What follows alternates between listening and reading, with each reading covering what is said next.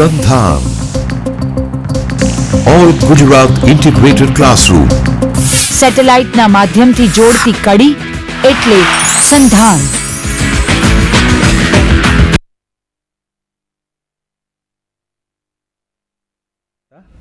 I am here with you on the subject jurisdiction of the Supreme Court. Friends, for every healthy democratic system, it is desirable that executive, legislature and judiciary should be independent, and with a view to see that executive, legislature and judiciary should be independent, the Constitution of India has kept all these three wings separately, not under control of any other, and more particularly judiciary is kept independent from executive and legislature. લોકશાહીના જે ત્રણ પાયાના અંગો છે, pillars of the democracy જેને આપણે કહીએ કે એક્ઝિક્યુટિવ વહીવટીતંત્ર, લેજિસ્લેચર સંસદ અને ન્યાયતંત્ર કે જ્યુડિશિયરી, ત્રણ એકબીજાથી અલગ હોવા જોઈએ અને ન્યાયતંત્રની લેજિસ્લેચર અને એક્ઝિક્યુટિવ ઉપર એક પ્રકારની ચેક અથવા તો જેને કહેવાય કે દેખરેખ હોવી જરૂરી છે કે એ લોકો એટલે કે એક્ઝિક્યુટિવ ઓર લેજિસ્લેચર એ કંઈક એવું નથી કરતા ને કે જે બંધારણથી વિપરીત હોય, વિરુદ્ધ હોય. તો આ આખા એક આશય સાથે ભારતના બંધારણમાં constitution of supreme court is kept different away from the interference of executive and legislature. હવે પ્રશ્ન અહીંયા એ થાય કે સુપ્રીમ કોર્ટનું ગઠન એ કેવી રીતે થવું જોઈએ, બંધારણમાં આર્ટિકલ 124માં આપેલું છે. At the same time, it is very pertinent and important to know what are the jurisdiction of the Supreme Courts. Various powers are given under the Constitution itself to the Supreme Court of India. બંધારણે જે powers આપેલા છે કે જુદી જુદી સત્તાઓ આપેલી છે ભારતની સર્વોચ્ચ અદાલતને, તે આપણે સમજવી, જાણવી અને સાથે સાથે એનો અભ્યાસ કરવો બહુ જ જરૂરી બને છે. તો અહીં આપણે જુદા જુદા જોઈએ છીએ કે jurisdiction of the Supreme Court, it can be divided into four different parts. Writ jurisdiction, that's always under Article 32 of the Constitution, being part and parcel of the chapter of fundamental rights. Original jurisdiction of the Supreme Court, that is something new. Only the Supreme Court is having this prerogative to entertain original jurisdiction of the persons or authorities, means state or central states. Under Article 131, no other courts are having this jurisdiction. Appellate jurisdiction of the Supreme Court. Appellate jurisdiction is divided into four different articles, starting from Article 132 to 136, and again a very unique jurisdiction, advisory jurisdiction. Power of the Supreme Court to advise in all the events where the President of India thinks fit, it can seek the advice of the Supreme Court. તો આ ચાર મુખ્ય હકુમતો છે. રીટની હકુમત, ત્યાર પછી આવે છે મૂળભૂત હકુમત, અપીલની હકુમત અને સલાહ આપવાની હકુમત. તો અલગ અલગ બંધારણના અનુચ્છેદના જૂથમાં તે ડિવાઈડ કરેલું કે વહેંચાયેલા છે. હવે અહીંયા આપણે એક પછી એક જો જોઈએ હકુમતો, તો સૌથી પહેલી હકુમત છે writ jurisdiction. Writ jurisdiction, very important jurisdiction. Under Article 32 of the Constitution, Supreme Court has powers to issue writs, orders or direction in the event of violation of fundamental rights. Special provision in the Part 3 itself is meant for the protection of fundamental rights, and while soon after the commencement of the Constitution, that is in the year 1950, when journalists asked Dr. Ambedkar that this much constitution, bulky constitution is given to the citizens of India by the Constituent Assembly, then out of this entire constitution, which article is having the prime importance?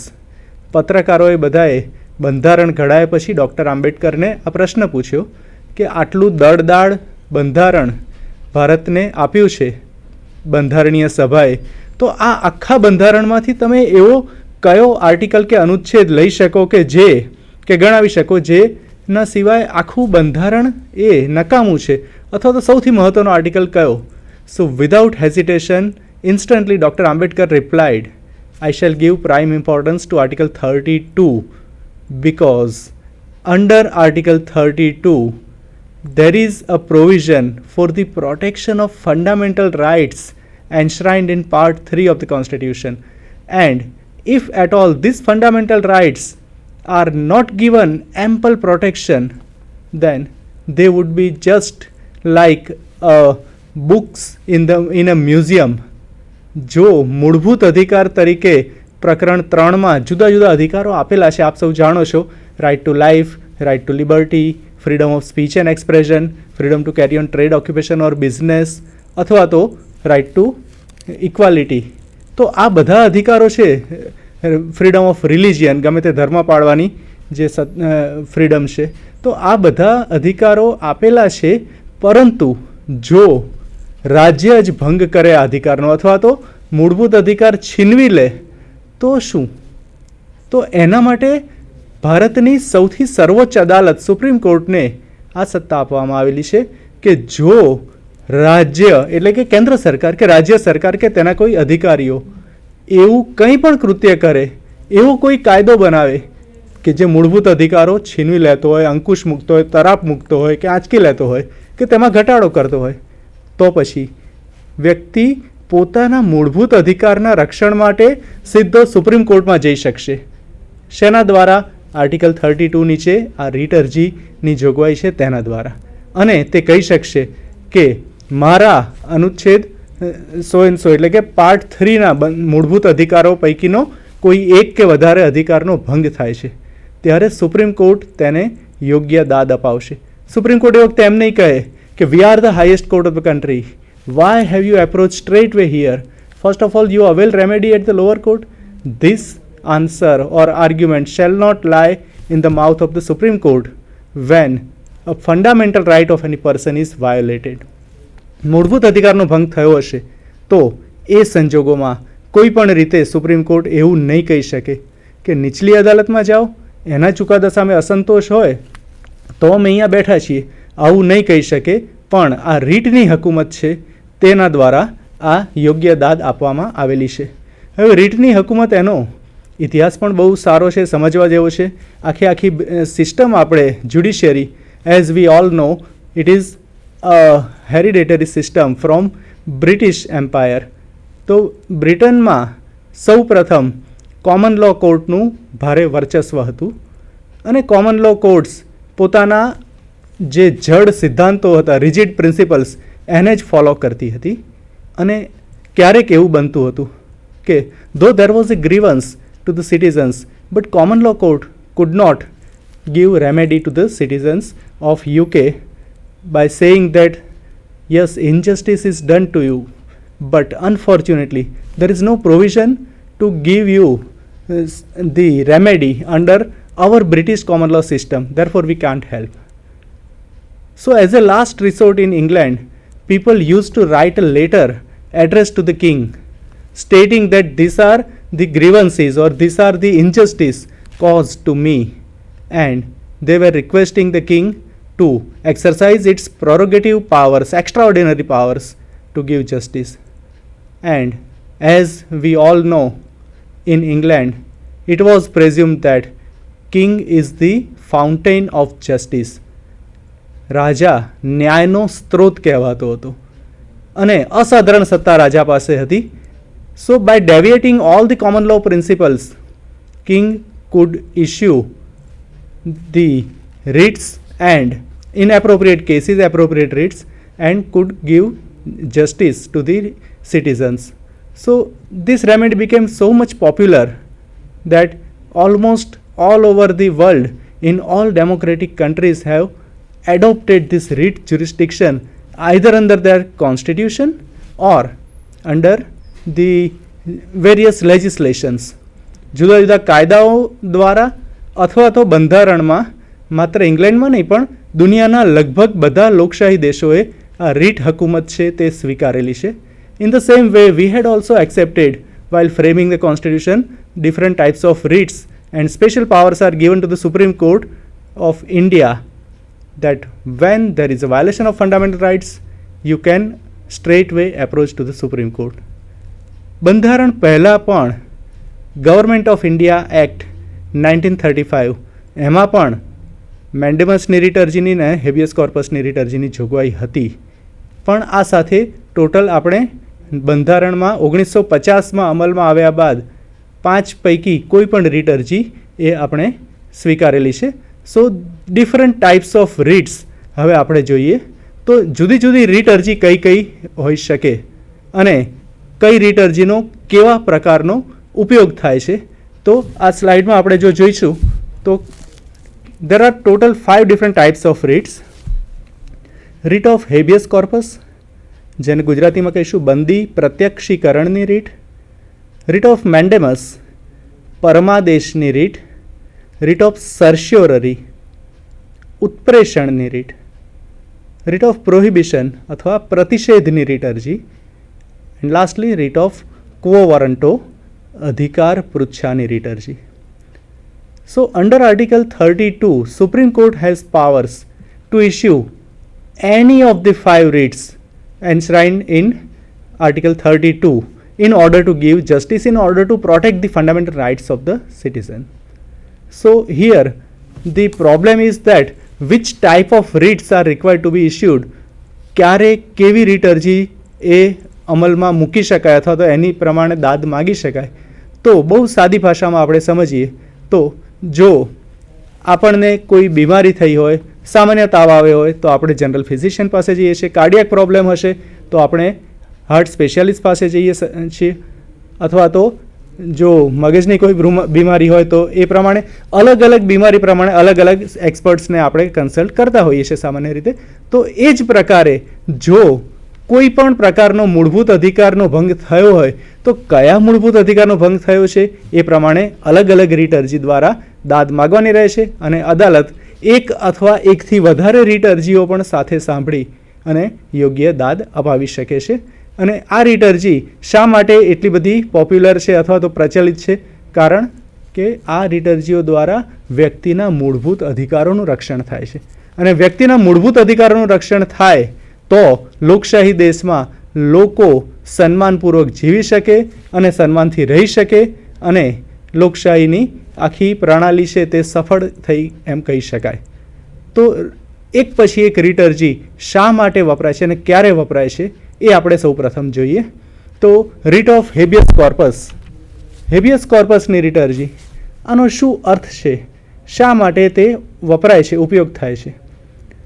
રીટ of habeas corpus meaning is to present the body. Present the body.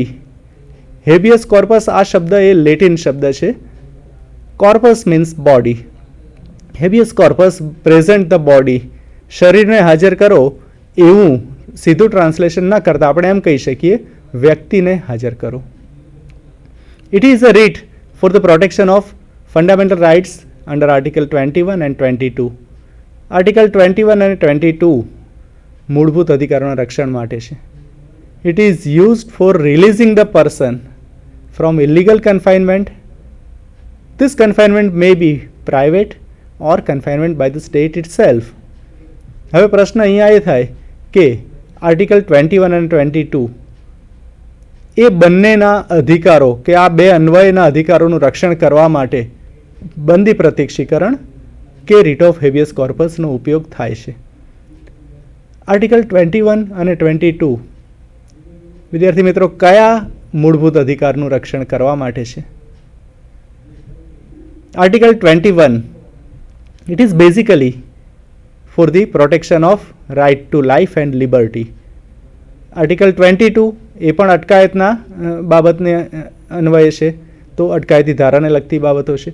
તો આ બંને અધિકારો એ વ્યક્તિના સ્વતંત્રતાના અધિકારનું રક્ષણ કરે છે. Article 21 અને 22 એટલે કે they protect right to liberty. Right to liberty, વ્યક્તિને ખોટી રીતે પકડી અને ક્યાંય અટકાયતમાં રાખ્યો હોય તો આ રીટ અરજી ઉપયોગી છે. કઈ રીતે ઉપયોગી થશે? ધારો કે કોઈ વ્યક્તિને જેલમાં પૂરી દીધો છે, કન્ફાઇનમેન્ટમાં રાખ્યો છે, અટકાયતમાં રાખ્યો છે, તો પછી કોઈ અટકાયતી ધારા હેઠળ તેને અટકાયતમાં રાખ્યો હોય તો તે હંમેશા આ અટકાયતને પડકારી શકે છે રીટ ઓફ હેબિયસ કોર્પસ દ્વારા, બંદી પ્રત્યક્ષીકરણની રીત દ્વારા, અને તે કહી શકે છે કે મને આ ખોટી રીતે અટકાયતી ધારા હેઠળ મારી અટકાયત થઈ છે, મને અટકાયત કરે છે. I have been wrongly confined under any detention law and therefore court may enter into detail and verify it. And if the confinement is found to be illegal, court has power to forthwith release the person who is confined. જો અટકાયત એ ગેરકાયદેસર જણાશે તો તાત્કાલિક અસરથી વ્યક્તિને અટકાયતમાંથી મુક્ત કરવામાં આવશે. ઉદાહરણ તરીકે જોઈએ આપણે તો પાસા એક્ટ હેઠળ કોઈ વ્યક્તિની અટકાયત કરી. હવે આ વ્યક્તિ એમ માને છે કે મારી પાસા એક્ટ હેઠળ અટકાયત એ યોગ્ય નથી, ખોટી રીતે મને અટકાયત કરવામાં આવ્યો છે. તો પાસા એક્ટની જોગવાઈ પ્રમાણે જોઈએ તો 3 અલગ અલગ હેડ નીચે વ્યક્તિને અટકાયતમાં લઈ શકાય છે. The person can be confined under the Prevention of Antisocial Activities Act, that is PASA Act, under 3 different heads. For example, if a person is found to be dangerous person within the meaning of PASA Act, ભયજનક વ્યક્તિ તરીકે જો તેની પ્રવૃત્તિઓ ધ્યાનમાં આવી હોય તો પછી તેને અટકાયતમાં લઈ શકાય છે, 1 વર્ષ સુધી અટકાયતમાં રાખી શકાય છે. ત્યાર પછીનું બીજું છે if a person is found to be habitual bootlegger, એટલે કે દારૂની હેરફેરના ધંધા સાથે સંકળાયેલો હોય તો તેને પણ પાસા એક્ટ હેઠળ 1 વર્ષ સુધીમાં અટકાયતમાં રાખી શકાય છે. અને ત્રીજી કેટેગરી આવે છે કે if the person is a habitual land grabber, જમીન હડપનાર, એટલે કે આવી પ્રવૃત્તિ સાથે સંડોવાયેલો વ્યક્તિ હોય તો તેને પણ પાસા એક્ટ હેઠળ અટકાયતમાં રાખી શકાય છે. હવે કોઈ વ્યક્તિને પાસા એક્ટ હેઠળ અટકાયતમાં લેવામાં આવ્યો અને તે વ્યક્તિ એમ માને છે કે હું ખોટી રીતે મારી અટકાયત થઈ છે, હું નિર્દોષ છું, તો તે બંદી પ્રત્યક્ષીકરણની રીત દ્વારા હાઈકોર્ટમાં કે સુપ્રીમ કોર્ટમાં દાદ માગી શકે છે, પડકારી શકે છે. And in such circumstances what would happen is the court would go into detail, court would verify that whether the confinement is illegal or not. Court would call upon the respondents along with the person confined to remain present in the court. અને આ